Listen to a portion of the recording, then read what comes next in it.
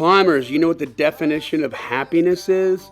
Finding out that the industry you're a part of, or the dream industry that you really want to be a part of, is growing bigger and bigger every second. And that's what we're going to talk about in this episode. So don't change that channel. Welcome to the Climb! This is a show dedicated to helping singers, songwriters, and indie artists like you create leverage in the music business. That's what you're going to need in the new music business to get the things that you want to get ahead. If you're an artist and you want to be in front of people, you're going to need to prove that you can be in front of people, that you can handle the crowd, that you can sell merch, that you can sell tickets, that people are going to stream your music. If you're a songwriter that aspires to get cuts and get your music to artists who like to get in front of people, then you're going to have to prove that you got a track record on that too. That's called leverage. That's why we called it the Climb. C.L.I.M.B, creating leverage in the music business. That's a Baxter put together by my good friend and co-host, Mr. Brent Baxter, who's also handsome. We both got haircuts.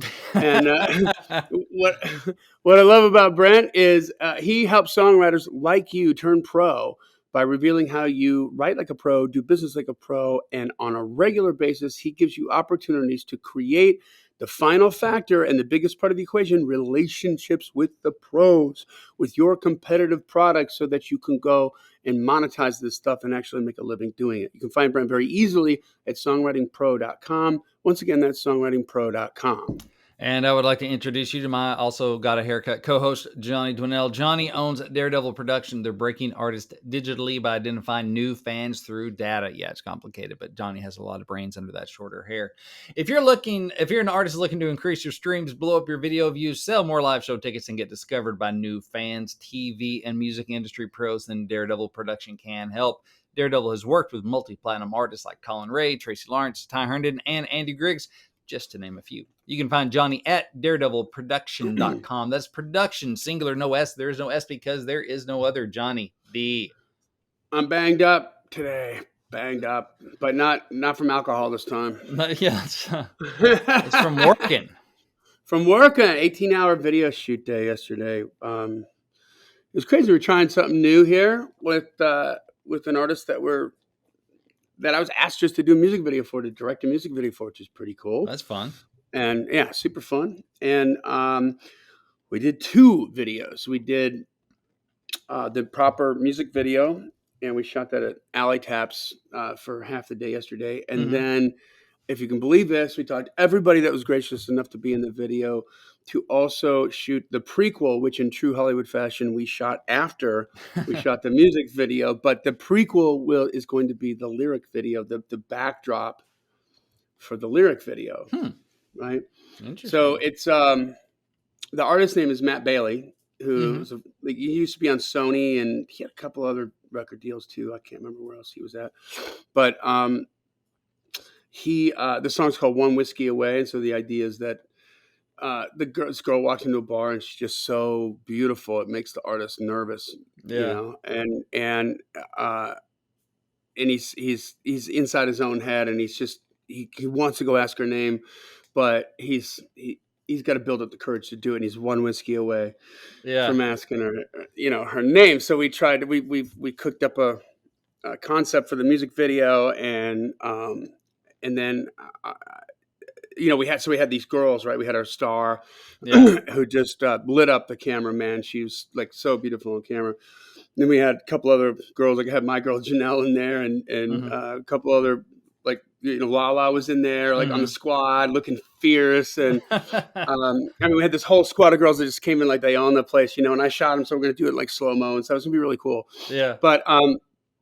so again, we're just the reason I'm bringing this up is because, like, we're thinking, like, okay, what would make somebody want to watch the next thing, right? How do we keep the audience interested? Blah blah blah. Well, what if we've been now for multiple times, we're kind of getting known for our lyric videos because we're doing cool stuff for lyric, like we're shooting cool stuff in the background to put the lyrics over, So it's like this interesting cinematography that goes on behind the lyrics, to make you want to watch that lyric video. And so I said, what if we did like a prequel? Like, what if we did, like, what do girls do when they get together before they're going to go out on the town, Yeah.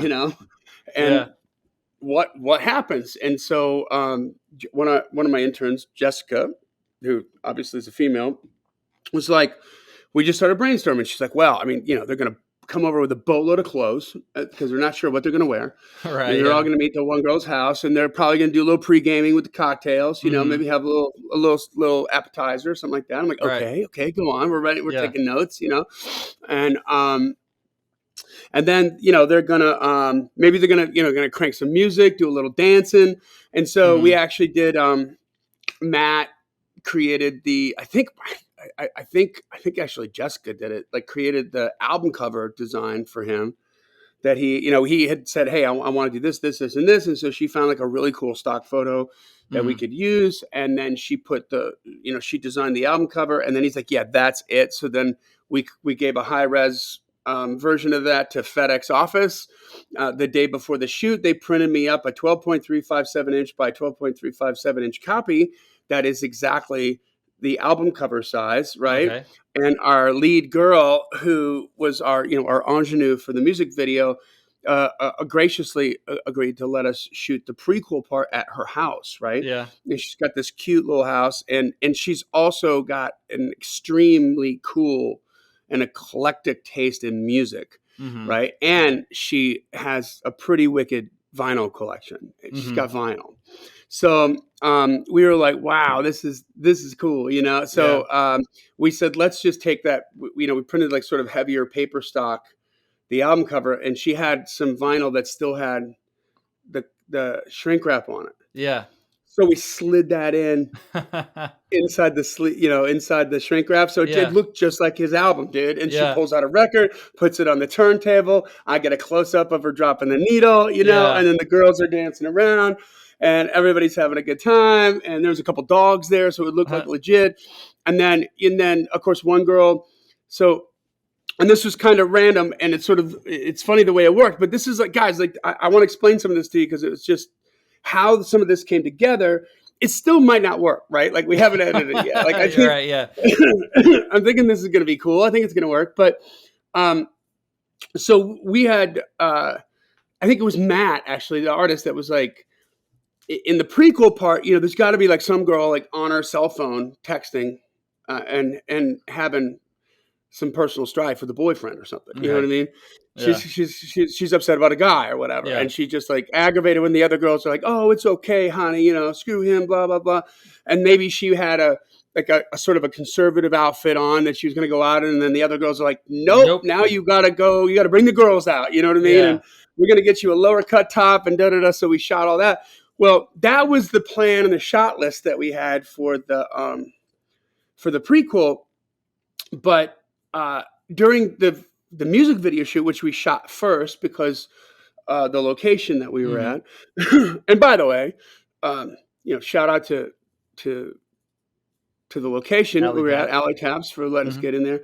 But in true bar fashion, it was a cluster F because there's 5 things that weren't on the damn schedule that they said, or that were on the schedule, they said weren't, and all of a sudden our schedule got moved around and switched, and it's a miracle I got the shots that I needed to get before all this other crap happened, dude. I mean, it was an exercise in boots on the ground, warfare, trying to get it done, moving lighting stuff around, everything in that bar. But when we had the shot of them like walking in, that's like sort of the they come in, and the artist buddy sees the girl, and he's like, dude, and he sort of elbows the artist, Matt, and Matt turns around and is just like blown away by the girl. It kind of almost falls off his seat, and it looks cool, not cheesy. We shot it right, and but the girls walk in like a squad. There's 5 of them, right? And I shot it, I shot it like in like 50 FPS, so we can slow it down to 24, and in slow mo, it'll be in 24 FPS and look super cinematographic. Cinematic. And so on the fly, as they're walking, and I'm just looking for things to make it sort of more real, like, okay, more clustered together. I want you to walk to the beat of the song. And then I said, somebody needs to be on a cell phone. Somebody needs to be texting when they're walking in, right?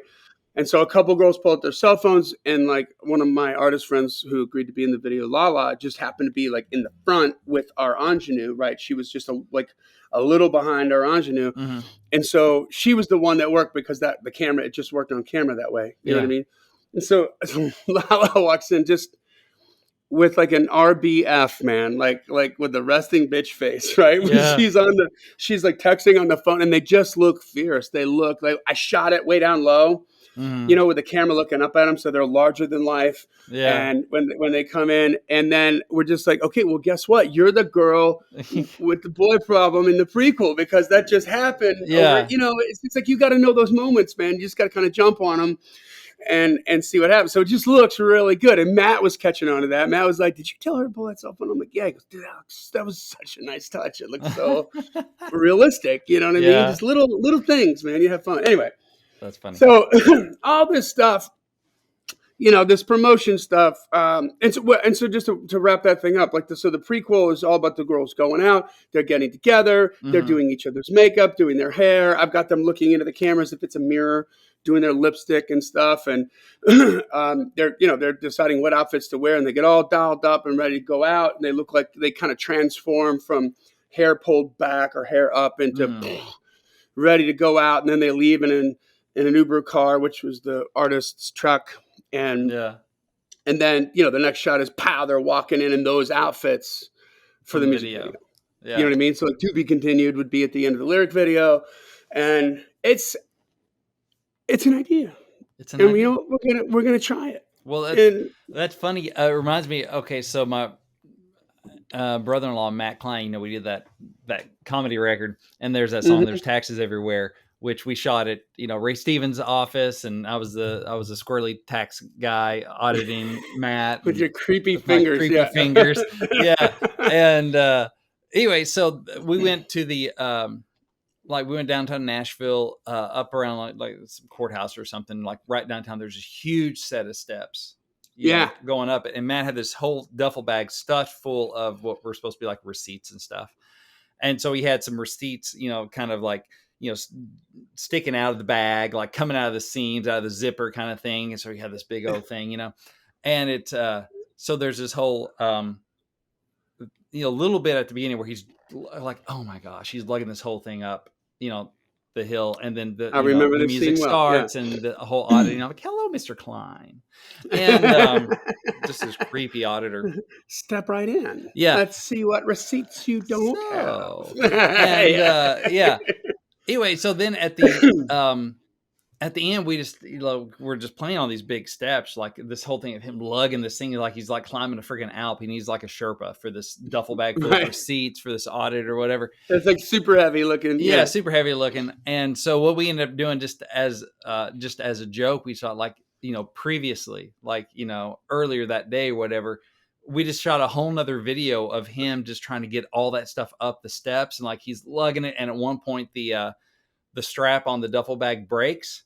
We show it breaking all the way down the steps. And the duffel bag is just like, it's like this 5-minute almost thing of him going slow-mo, going, no. And you just see the duffel bag like in slow-mo go, whoo, whoo, and just like all the way back down to the bottom. He's like, oh. And then it leads into the video. So it's funny. We played a little bit. That was like 2012. We were just playing around with that. But yeah, coming up with a little extra content going, all right, well, they think that's funny. Then here's just another little bit of that trail to go down. Yeah, man. More to the story, here's this whole bit that's hopefully funny by itself. And yeah, any artist that honestly doesn't get promo and like, I don't like to do promo, blah, blah, blah. Mm-hmm. Well, man, I don't know why, because I had an 18-hour day yesterday. Mm-hmm. It was long. Like, I was all handheld gimbal stuff because it was in a bar. You know what I mean? And it just had to be like that. So, I mean, it wasn't handheld. It was gimbal stuff, like, Steadicam kind of stuff. But that thing is effing heavy, dude. Like, with that camera on it, like, it's hard to hold that for, I mean, it's not heavy, but it's heavy. And it's like one of those things where, hold your arm out. Just empty for 18 hours. And you'll be sore. Yeah. It's so you're doing that whole thing, and then you're trying to work around the chaos and herd all these cats and everything. But man, it was fun. And it was a seriously cool artistic itch to scratch. Yeah. Of like, oh, let's try this, let's try that. Well, what if we do this? Hold on a second, we come right over her shoulder, and I've got I've got the autofocus on, so it's like focused on her profile, and he's across the bar. They're sneaking peeks at one another, right, throughout the night, and that's the video concept, and so I come around her, and then they're blurred off in the distance, and all of a sudden, pow, comes in, and I'm like, okay, now look, she's just having a good time with the girls. And then he's talking to his boys, and then we come around, and all of a sudden, boom, it comes right into focus. And I'm like, all right, now look, and he looks over, and like his boys are telling him a story. Like she's off to his left on the other side of the bar, and his boys are telling a story to his right. So his focus is to the right. So it's very dramatic when he just turns his head his attention away from them, and puts his attention on her. And his buddy, elbows him like, dude. I was like, oh yeah, but just to do that and to work with the focus and stuff, it's so. I'm finding this so interesting. I don't know how. I get Michael Jackson. I get Tom Petty.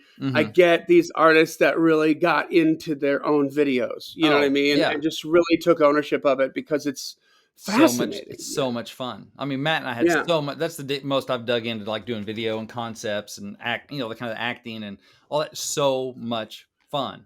Yeah, and so it's so cool. It's like, oh, and this might actually make us money too. Like, oh, okay, let's get to hang out with a buddy, just laugh. Promote your song. Yeah. Of course, we're doing like comedy videos, so we're like laughing our butts off anyway. But even when you're doing serious stuff, it's so funny. Did I tell you that I got to be in a Lane Turner music video? Like it got aired on CMT and stuff. No. Yeah. So this is also news. It's probably like 2006, 2007, somewhere around there. Lane Turner was an artist on Warner Brothers. He was a buddy of mine. He wrote a Major Bob music where I was writing at the time, so we got to be buddies. And so anyway, he was shooting a video for the song called "Where's a Sunset?" Like, where's a sunset when you need one? He's a very like Texas country cowboy hat cowboy. It's awesome. And so anyway, the song's about, he just broke up and he's trying to find a way to look cool. He's like, where's a sunset when you need one? Kind of thing to ride off into. Right. All right. So anyway, they were doing this video shoot, and he asked me to be in it because basically he just needed my truck. And it's because I had a truck in those days. Those are good days. And so I got to be the guy that like the other guy that like kind of stole his girl. His girl left him for. Oh, I gotta check this out, dude. What's the song called? Yeah, Lane Turner is the artist, and Where's a Sunset? And so Where's a Sunset? And so so like starts off, she's breaking up with him, and she's this music video, and she's actually also an artist who was in Tin Cup Gypsy, and they got signed to Warner for a while, Cassandra. And so she's just like, I'm sorry, it's just not working out, kind of thing. He's like, so he's gonna go start his truck and try to leave, and he has an older truck. It was Lane's truck, and just it wouldn't start in the video, just like. And so I'm coming out the front door, kind of holding her hand, just kind of looking at him like, who? It's like, oh, he's the jerk, and he ends up having to ask us for a ride. And so he's sitting in the back of my truck, and I'm riding with her, and we're talking and laughing, and he's just in the back, hands and carrying on. And he's just in the back, and where's a sunset when you need one? Want to try to walk away looking cool, and so so we got to spend a day doing that over in East Nashville, or not East Nashville, over in anyway, it doesn't matter, but over like more Green Hills kind of area, driving around neighborhoods and stuff, and. Oh, that's fun. And so that was cool. That was just kind of the biggest production I'd been part of. But it was fun. It's super fun, man. Yeah, guys. Yeah. I mean, you know what? Now you can do it. Yeah. So it's kind of what we're going to get. We're going to talk a little bit about why this is how the pie is growing in the industry that you want. And that's what we're going to get to. But real quick, let's take care of some business. We're happy as all get out to be on and to be one of the featured shows on American Songwriter Magazine's podcast network, ASPN. There's lots of great shows there. So if you've been a climber forever, then by golly, go check out some of those new shows. And if you found us through American Songwriter Podcast Network, then welcome to the climb. We'd love to have you here. Lots of good stuff here. We hope you stick around for a while. Join the climb community if you haven't done so already. Lots of great. This is a thriving community. It's very active. People talking. People hooking up co-writes, international co-writes, getting syncs, making money, talking about promo ideas, sharing this, sharing that, business stuff. Hey, boom, boom. Lots of support in this community. Some funny stuff, good news that we're putting in the feed there to keep you abreast of everything that's going on. That's right. And I think it's just a good place for you to hang out at. You have to ask to be let in. We let everybody in, and we give you some space, right, to shout out some wins. Well, that's right. We have it on Wednesday. Yeah, a Wednesday. We post the New Heights segment, and that's a post where we encourage you to share your wins with us in the comments, so people know where the winners are hanging out, and they can celebrate each other and make connections. And it's it's highlight of the week, actually, for me, as far as what goes on in the community, because people are sharing good news and celebrating. So I just want to share a couple of these from the previous week. So Alan Richardson the second, or Richson maybe the second, said had a cut come out last week. I have another one coming out on Friday. And of course I chime in with, dude, share, and so he posted, looked like it just kind of a screen grab of the name of that. But you have people jumping in going, way to go, and get high-fiving them basically, which is awesome. Our buddy Patrick Adams said, well, it happened again. My 3 favorite words are check your email. So new song came back from demo with the Amigos, and all I can say is I'm pretty dang happy. If there's one thing I've learned, is that your writing will get better and better, and your writing will get easier, but you'll be working harder and harder all the time. I'm just lucky, but I've made my luck by following advice, learning, and making connections, and doing the work. Big special shout out to me amigos, Brad Hacker and Chris Tiscarino on this one. We got one we're surely proud of. Thanks to the C.L.I.M.B community for making it all possible. And so people are high-fiving them there. And last one we'll share here. This is pretty cool. This kind of definitely more up your alley, Johnny, from Michael Parker. He said kind of an epiphany along with this one. He goes, this song is one I really like, and he had a link for it. But I haven't done much with it since I wrote it. I recorded the work tape for YouTube on my 3D camera, November 2019. Flash forward to the past couple of weeks. It's getting likes and comments and is up to like almost 15,000 views. Now, as much as I'd like to believe I'm just that good, right? I realized that my 3D and 360 videos are all getting hit at higher levels than those that aren't. So friends, making content for folks with VR headsets might be a tactic to consider. These hits are mostly international, like the hits, YouTube hits, counts and stuff, views, are mostly international, and provide an inroad to listeners that would never just stumble on the song. So you can check it out if you're inclined. So he puts a link to that song. So I just thought that was interesting, a little hack going, those people with VR and 360 and 3D and all that stuff, that's a smaller pool of content, and they want to look at that kind of stuff. So if you can provide that kind of stuff, then it puts you in a smaller pool of stuff that people want to check out. So just thought that was interesting. Adding on to that, there's data in the video file that lets the algorithm know that it's a 360 video or a 3D video, and that data is going to be favored. You're gonna get more love, organic love, from that than you would on the other stuff, because that's where they want to push it to. Right. And I'll bet you, if you went digging through that, YouTube and Facebook and them have invested in like VR technology of some form. Oh, I'm sure that they have the ability to push and through their algorithms. That's so right. It makes sense, and I love that he's on top of that. Good for him. Also, just FYI, Michael Parker is a good writer. He is good. Sure. So that doesn't hurt. Good. No, not at all. All right, so there you go with that, guys. Subscribe to the podcast or follow the podcast wherever you consume your podcast platforms. Make sure that you leave a rating and review. We're trying to get to 200. And also, the best thing you can do, because it comes from you, not from us, is tell a friend about it. Brent and I are very, very grateful, and we do not take for granted the amount of time that you spend with us each week here. It's a lot, but we also know that you're not doing it because you're charitable people. Even though you may be charitable people, you're certainly not going to be that charitable with us on a weekly basis. Right, and exactly. You're getting something out of it. We understand that we are trying to work hard to make sure you keep getting something out of it. But tell a friend about it, because we can help them too. That's right. And that's a big deal. So, all right, so let's get into it, guys. Okay, have you real quick before we get into it? So Johnny and I were talking pre-show about this one. He likes to kind of talk through the episode before we get started.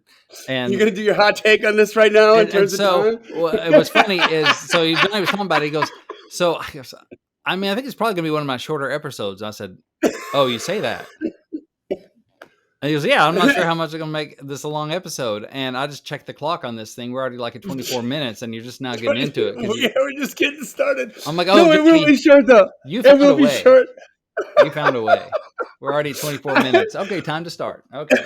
Well, I didn't know we were going to end up talking about this stuff we talked about at the beginning. Now it just happened. See, you find a way. Yeah, life it always works out. Life finds a way to make sure Johnny talks too long.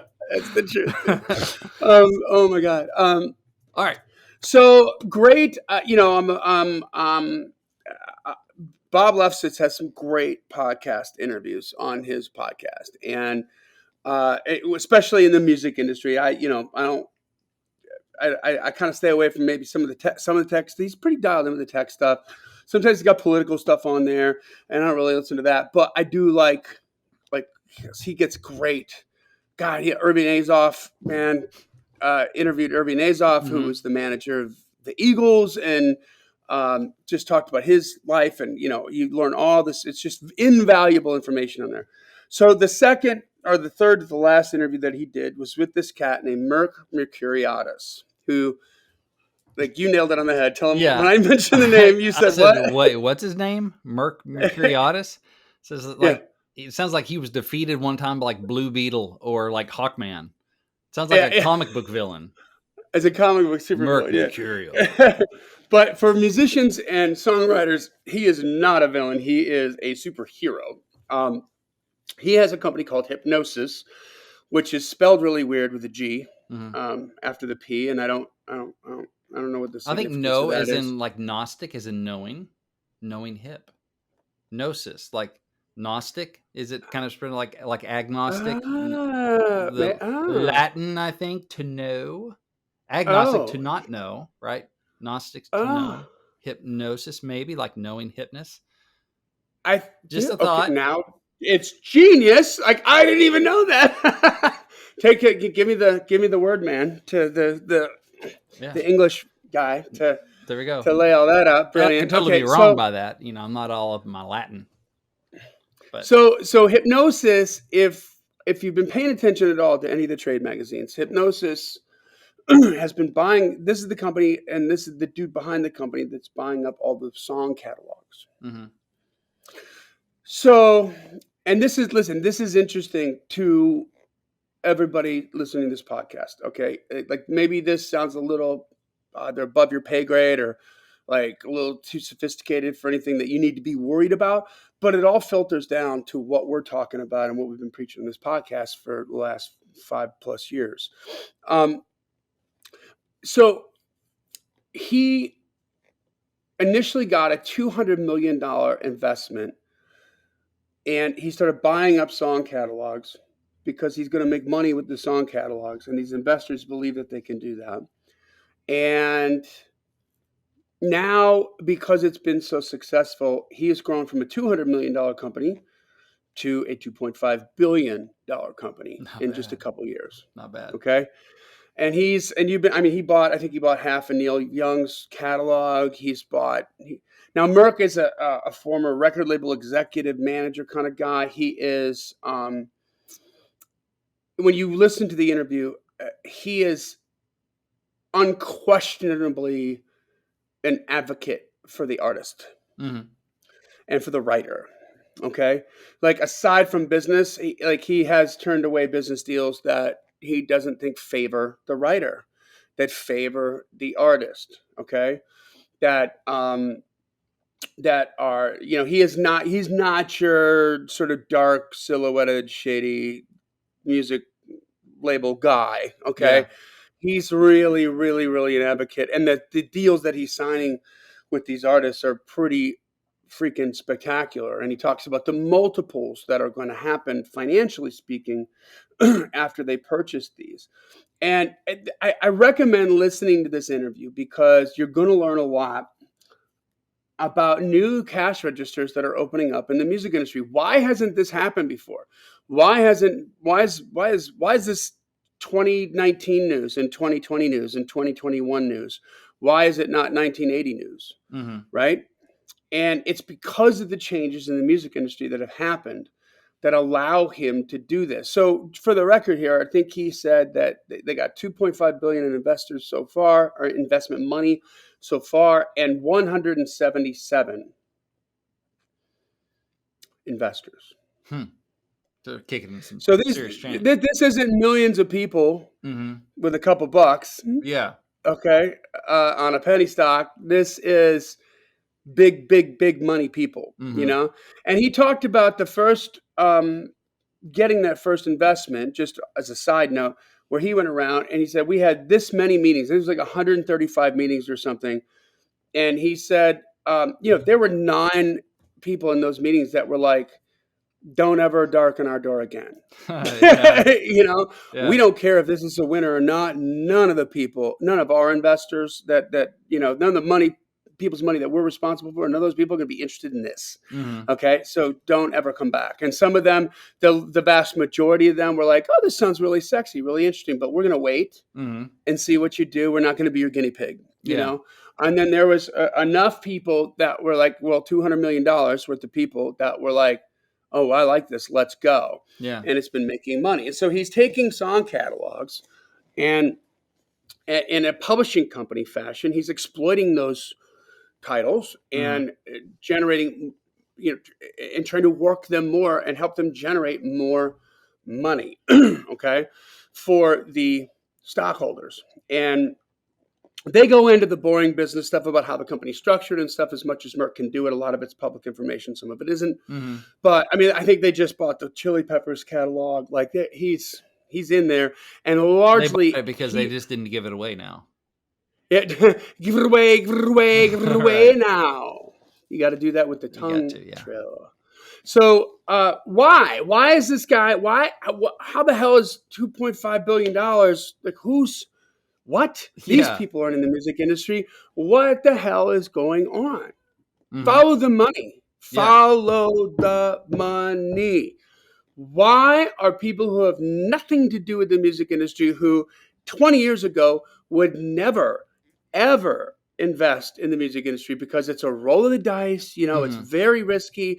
The only time anybody ever invested in musicians or songs or whatever was out of love for the artist, or love for the song. They're like angel investors, right? Like they're going to do it because they just want to support that person. They believe in them, and God willing, they're going to win something.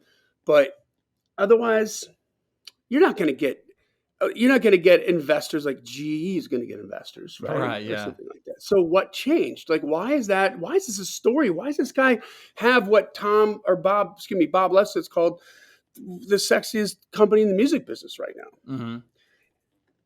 It's all got to do with money, and it's got to do with consistent cash flow. It works the same way as like the stock market does, in a certain sense. Okay, where now the difference with Merck is, and what makes him, I really like this guy. The more I learn from him, and his name is intimidating. It is. I mean, Merc, like mercenary, right? And then Mercurial is like he can kill me, and he hadn't even decided how yet. But he's got 5 ways to do it, and I won't even see it coming. Yeah, exactly. No real better, and he's totally mercurial on how he kills you. But it is. It's very, very intimidating. But the reason this guy is able to do this is it has everything to do with the changes that we've been talking about in the music industry on this podcast, which means that the market grows for you guys that are listening to this. Okay. So one of the things he describes is, first of all, he's not buying any of these catalogs to sell them. I would just want to give kind of a shout out to him. Okay. So, he's unlike the stock market where you can buy and sell stock and you're going to go and make some money and then you're going to sell it and that kind of stuff. Here, it's all about the song catalog, and it's all about working that catalog. And he's like, I will never sell those. If for any reason all my investors decide that they need to unload this or ditch this, then he goes, then I will buy them. Because he wants to work them. He believes in those songs and he believes in what's happening. I think there is some of the value in this is that it's harder and harder. It's so difficult right now, and the frame, the mindset of the industry is that they're not going to be able to make any more superstars. Okay. Yeah. Okay, which all of a sudden makes that real estate really freaking valuable because there's now an end to it, right? They believe. Yeah.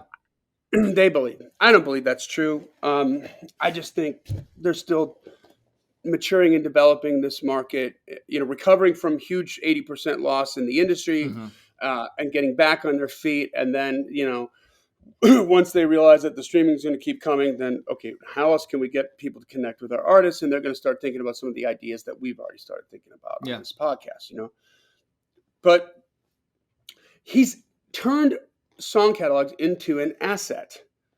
Okay. And he's working those assets and he's making those more money for each of those song catalogs. How? Right? What's different now than 20 years ago? Some of those catalogs are 20, 30, 40 years old or more, 50, 60 years old. The song catalog. Because streaming. Yeah. Because it's become so easy to be a content creator now. Right? Before, to be a content creator, if you were going to be a musician that had any kind of an audience that could generate any kind of real money, you had to have a competitive recording. That was cost prohibitive.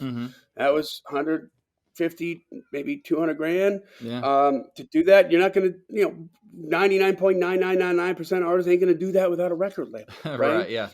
And then you had to, after that, Planet got in line, you had to get on the radio. Yeah, because how else are you going to get your music in front of people? That was the only way, right? Or MTV or, CMT or BET or whatever, each one. So that was the only way to bring the product to market, essentially, to get in front of the mass eyeballs that you needed to get in front of. So again, mathematically restricted. Yeah, like the economies of scale, I think is what it costs so much money to get started. That keeps a lot of people out of the space. Yeah, the barrier to entry, not only does financially high, keeps a lot of people out. Yeah, and not only does it cost, but unlike an airline, not only does it cost money to get it started, a ridiculous amount of money to get it started, it's also, you might not get in. Right, yeah. You might not get a shot. There might not be a playlist spot for you, for your artist, no matter how much money you spend. Yeah, you build all those airplanes and you still can't find an airport that'll let you land. Yeah, now you're screwed. Right? Yeah. So, which is 95% of major label artists back in the old business model, right? So, but that same was true for content creation for movies, video, commercial, stuff like that. There's only 3 networks back in the day, right? So there's only so many shows that are on there, which means there's only a limited amount of shows that need music to sync to. There's only so much room at Blockbuster Video, Family Video, your corner video store. Only so much shelf space. So only the top, that's a good point. So only the top 10% or 5% are going to make any money, right? You're not going to find, some random documentary at Blockbuster. That space costs money. It literally has overhead. And so that space needs to create, that little space that holds that DVD, that one space needs to create revenue, or it's costing the owner money. Right. It's just that simple. Well, now that's not the case, right? So now we have 1,500 channels that have content, that are networks that have content that need music to sync to that content. And that doesn't include the profitable YouTube channels and the, and the Facebook pages and the influencers on Instagram and, other social media platforms. Guys, they can afford to sync too. Right. And to make that happen. So that market grows. And I would add in that sync is much more profitable in general than like even radio airplay, than record sales. Why, as far as like kind of pound for pound, use for use, sync is a lot more profitable. Why? Because that is the most free market that we have for music is sync, because that's the part where the government hadn't really gotten in and decided how much we can get paid as writers. So in general, you get a lot more money for sync stuff. So not only is that market growing, that's also pound for pound the most profitable for the writers, because you actually get, it's free market. Everybody gets paid better. Absolutely. So we're going to go down that road for a second too. So here's the thing. Consistent cash flow is how you get people who don't know anything about an industry to invest in it. Yeah. Because you talk to the richest people in the world, and they're going to tell you, I don't invest in crap I don't know about. Like, why would you do that? Yeah. Right? Like, if I don't know what goes on or how that company works or what they're selling or how this works, then I don't want to be the sucker at the table. Right? Yeah. So I need to know what to expect. They've got stockbrokers that manage their money and all that kind of stuff. But believe me, they trust but verify. You know, they're like, no, this is the way I want this to look, which is why Merck went out and some of those people were like, our people would never be interested in this. Like, they're only going to go with the safe stuff. Yeah. They don't want to try. They don't want to do anything weird over here. Not going to do it. That's the demeanor of those people. And those financial services companies service their clients and their clients' needs. And so they sort of grift over here. And then you've got some other people that are maybe mediocre that are like, yes, we're very interested, but we want to see it work first. And then you've got some pioneers that are like, no, we got plenty of money to throw around. We'll lose a couple million, 10, 20 million, figure out whether or not this is going to be the next big thing or not, you know? And it turns out it's the next big thing. And how it works is because of consistent cash flow. And it's more consistent than it used to be for these kinds of catalogs. Why? Because of streaming, right? So the way that Merck explained this, which I thought was really, really interesting, was, and this is an oversimplified answer, but you get the point. He was like, you know, the definition of success in a country like the United States for music artists would be a platinum record back in the day. It's 1 million sold. That's a big deal. Well, just think about that. Like, a platinum record is 1 million records sold. And in a country of 360 million people, that means 1 in 360 people are buying the record. And any music industry executive that's been around a long time will tell you that the music business, music itself, was kind of a bit of a luxury item. I mean, there's lots of people who loved music, but they were perfectly happy to listen to the radio. Yeah. It didn't mean they would buy it, right? It didn't mean they would buy a record. Maybe they go to a concert, maybe they don't, but it didn't mean they would buy it, and it was expensive. You know, I mean, we're still paying 99 cents for a download today, but in inflationary calculator stuff, you go back when it cost $16 to make a record, and you're talking about $3.50 a song. Yeah, is what you were paying to own a song, whether it was on a record or a CD back in the day. So it's still undervalued. And because of that, guys, I believe that price will go up. Okay. But it might not go back up to $3.50 because the other factor is volume, right? Yeah. So now the difference is that there's 100 million people in the United States alone that are paying subscription fees to a streaming service. Yeah. That's 1 in 3.6 people that are paying monthly for music. And if they're paying it, they're listening to stuff. They're listening to stuff, right? So now, and they're listening to, you know, obviously their favorite stuff. So when he goes and gets something synced in a movie, and it's a big movie, well, guess what the knee-jerk reaction is downriver of that? Somebody's going to want to listen to the whole thing. Stream it. Yeah, more streams. I forgot how much I love this song. Yeah. Let's go check this out again. You know, blah, blah, blah, blah, blah.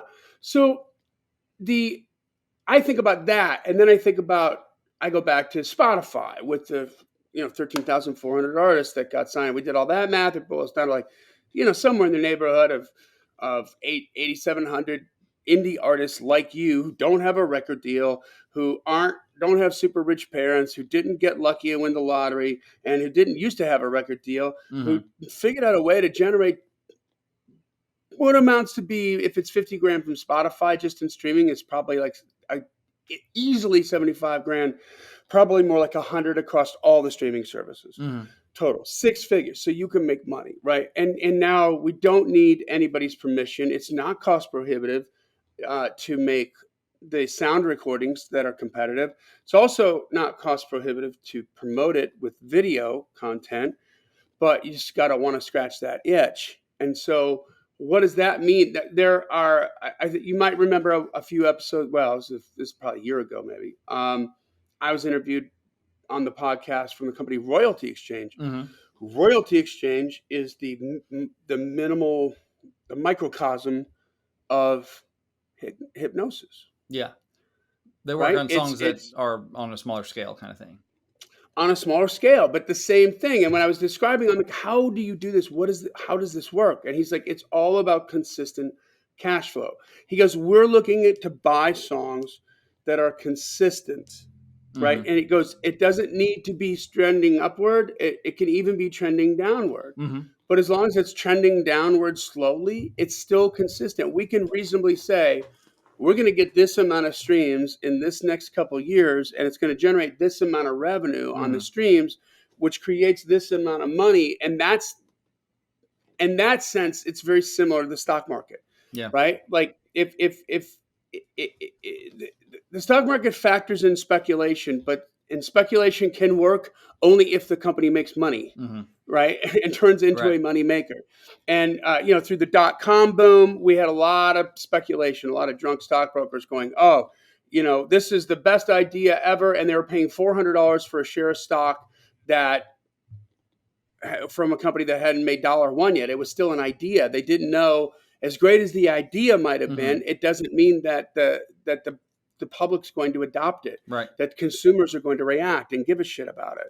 So. And it's supply and demand. That's why those stocks were going, because everybody's like, oh, this is the new hot, shiny object. Right. I'm going to buy this. The stock goes out, the price goes up. So it's supply and demand of the stock price. It's speculation, but it also boils down to the fundamentals of the company. And are they making money on it? And do we have a reason to believe in every way, shape, and form that next quarter they're going to do what they say they're going to do as far as money is concerned? So think about that. Like music catalogs have become massive assets. Yeah, because they generate money. While we're talking, that pained me to go ahead and look up some recent royalty statements.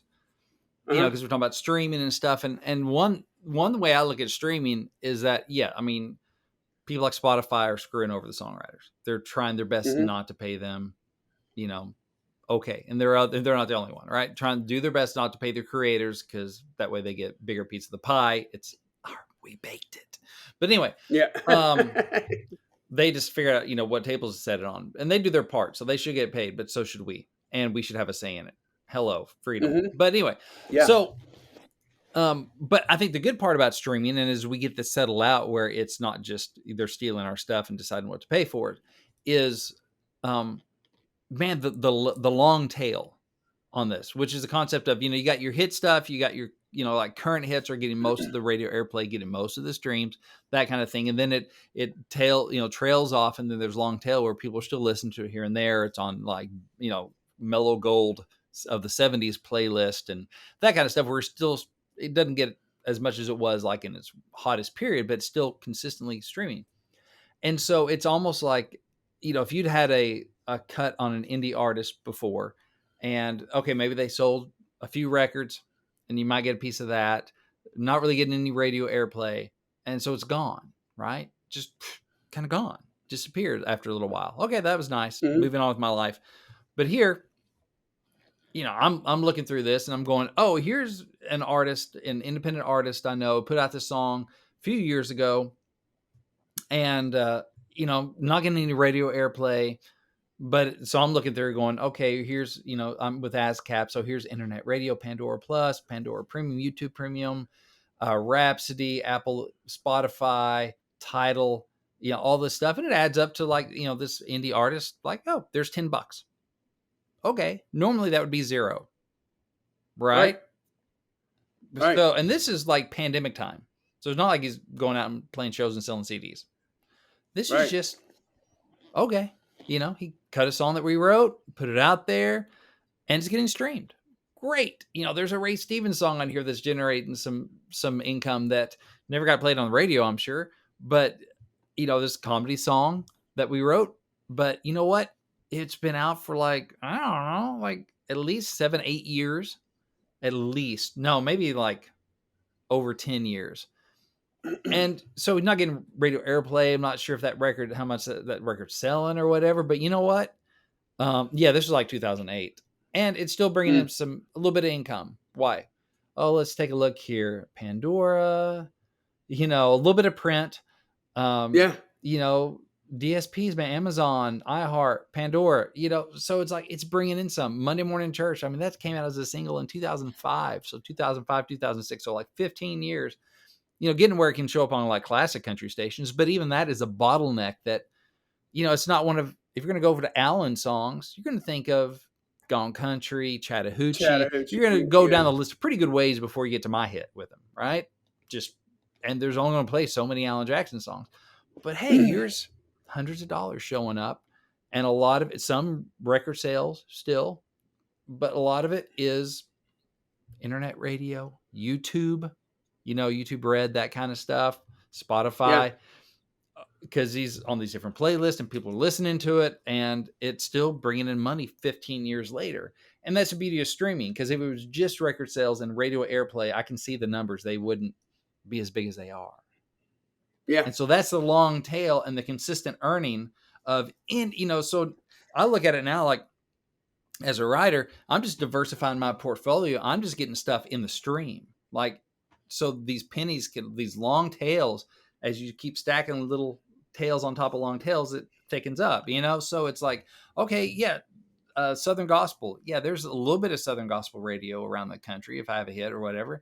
But even if it's an album cut, may not get played, but it's on a record that's on streaming, and some of that stuff gets streamed, and it's just part of the, so I can get paid on that for years. Whereas they may not be selling much as far as the records or whatever, but if it's out there where it can be discovered, can get listened to, even if they're not looking for that particular song, it's on a playlist, or they're going through and listen to the record, and it's on there. Even better if it's one of the singles, but it just consistently, like, all right, I can see in my quarterly royalty statements that, yeah, this stuff is adding up. I mean, I keep adding new stuff into the top of the funnel, with new cuts, because you get the big pop at the beginning, but then that long tail, you just kind of just making that long tail just a little fatter. And I'll tell you what, like, on that note, you factor that in, and then you factor in what we've always been saying. And so far, I think we've been pretty much batting 1,000 on this podcast with our predictions for the future of the music industry. I really think. I don't know that we've missed one yet. Yeah. I really don't. And again, when I say this, Spotify's relationship with the labels and with the artists is unsustainable the way it is, okay? Because the labels and the artists really don't need Spotify. Mm-hmm. They think they do right now, but the reality is that they don't, because they own the traffic. The artist owns the traffic, and that it doesn't matter where they put that. The traffic will find them wherever they put that song. So they don't necessarily have to be on Spotify. They can be on blockchain. They can be on their own server. They can be anywhere.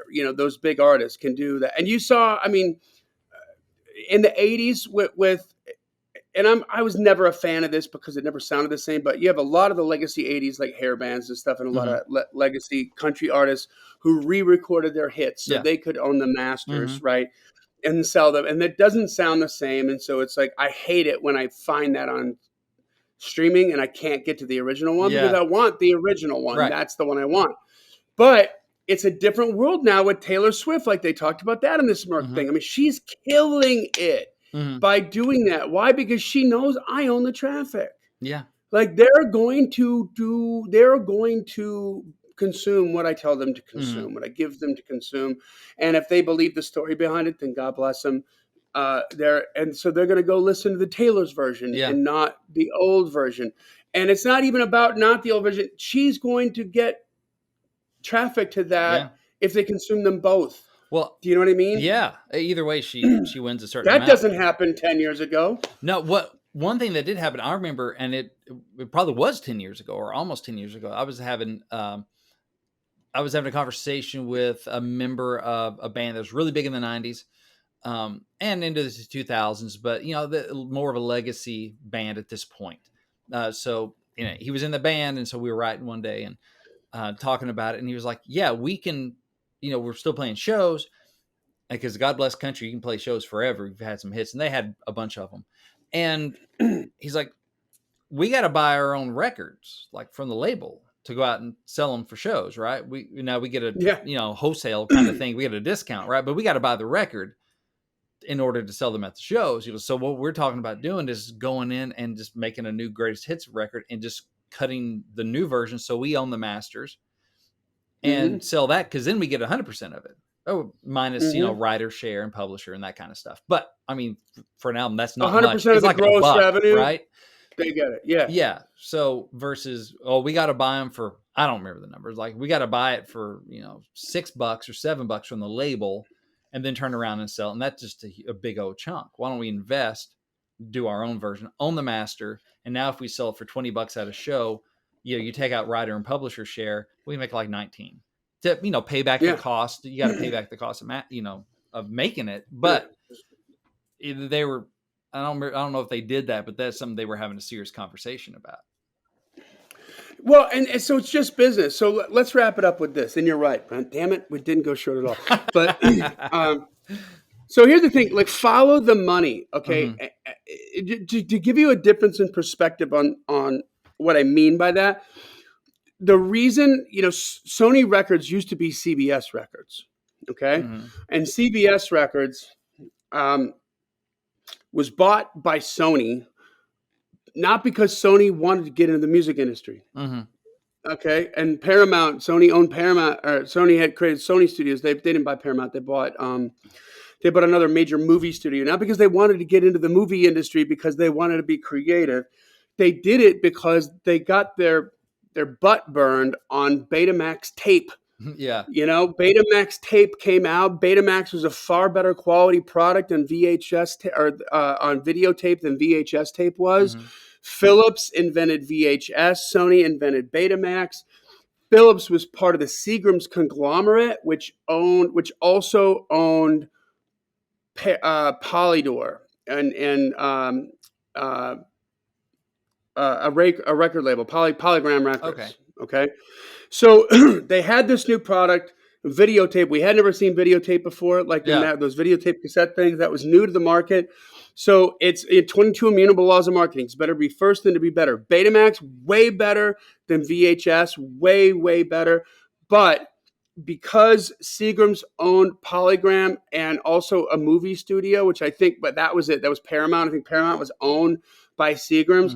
They had access through business relationships already in place to movie titles. Yeah. So when those tapes first came out and they were competing in the marketplace, it was cool because you could film like a movie on TV. You could record a movie that was on TV, and you could edit out the commercials. Yeah. Right? Which was like a big deal back in the 70s and the 80s. Okay. And the reality is that all of a sudden, they said, "Hey, we've got this movie studio. We own it. Let's go, for the first time, sell them the movie." Yeah. So like, you could own the theater version of the movie. You could never do that before. There wasn't streaming. That was the big deal. And so guess what? VHS wins in the marketplace because they went to market first with movie titles. And then Sony lost $1 billion of R&D on that screw up, and that's why they bought CBS Records, and that's why they bought the movie studio, because they're like, we are not, whatever we invent tomorrow, we're not going to lose, because we don't have entertainment titles, because our electronics are for movies and are for music, and for this is the products that we make. We need to own the intellectual content, the intellectual property, to make sure that we can be first in the marketplace. So follow the money. They had a reason for doing that. It had nothing to do with the music. It had nothing to do with the movies. It had everything to do with the product. And what's scary is Spotify doesn't own the music. And they don't own the music, right? And so that's why that's why it's unsustainable. And on that note, when the record labels wake up and the artists wake up and the indie artists are like, you know what? We should be making all the revenue from the traffic that we create. And why can't we, when you totally can? And then that, I'm not saying the brand will go away, but it's going to change. The relationship's going to change. And when that does, even in the scariest articles that you read about how AI is going to take over the music industry because they can make somebody's voice like electronically sound like somebody else, and I don't, maybe it sonically sounds like that, but they can't make that AI think like a singer's going to think and inflect and interpret like a human's going to interpret. That's another argument for another day. But the chord changes, all that stuff. But even in those scariest things, you know what? They don't have songwriters. They have to be able to write the song and it have to make sense, and they have to create the feels. And so even in those scary articles, which freak everybody out, true or not true, the songwriter's still going to have a job, going to have a seat at the table, and going to be way, way, way more valuable. And so my point being that when that relationship finally does what it's going to do with Spotify and all the streaming services, and the labels bring that in, now that they're not paying a cut to a distributor, the songwriters are going to get more. The free market for the songwriters is coming very, very, very quickly because you've got so many choices now. Mm-hmm. There's going to be, instead of having just a small group of 10 artists making boatloads of money as a major top hit songwriter on major labels that you can't piss off. Right. Because there's no other place for you to make the money you're used to making, to keep that pool in the backyard and to keep your kids in college and to do all that crap. You can't rock the boat. Now, guess what? As these artists start to jump ship and start to do stuff for themselves, so do the songwriters. That happens right behind that. And then it's like, you know what? I'm not going to write with you because this guy's paying me more. Sorry. Yeah. Kenny or Carrie or whoever, sorry, like hell, we'll pay you that. Don't worry about that. Okay. All right, cool. This is what I'm making now. And then it starts to change. Mm-hmm. And that's just what's going to happen, guys. You've seen so many big rules, and I use rules in air quotes. You can't see them because I'm on audio, but so many big rules broken. Like, how the hell does Netflix go from starting to stream movies in 2007 to owning Hollywood just 15 years later, like, and dominating Hollywood, like in a big way. So guys, it's here, and we're going to talk about this on my next episode. You got to promote, man. You can't not promote. If I hear one more freaking artist tell me they don't like to promote, I'm going to talk about how you don't have a choice, and even in the business model that you think you might get, you could be promoting the fire out of everything. Yeah. Right, we'll talk about that next time. But guys, this podcast exists because we want you to win. So keep on flying. See you at the top.